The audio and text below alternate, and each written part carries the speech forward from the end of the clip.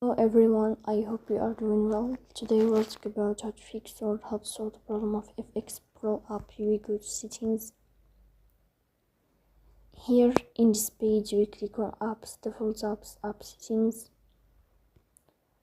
On above you will search about FxPro and you will enter.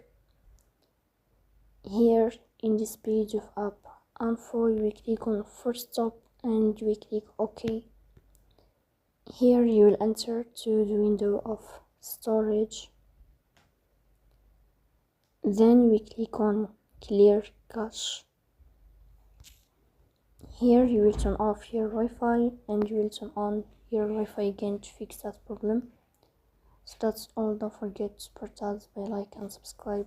See you next time in another video, and thank you for your watching and your attention.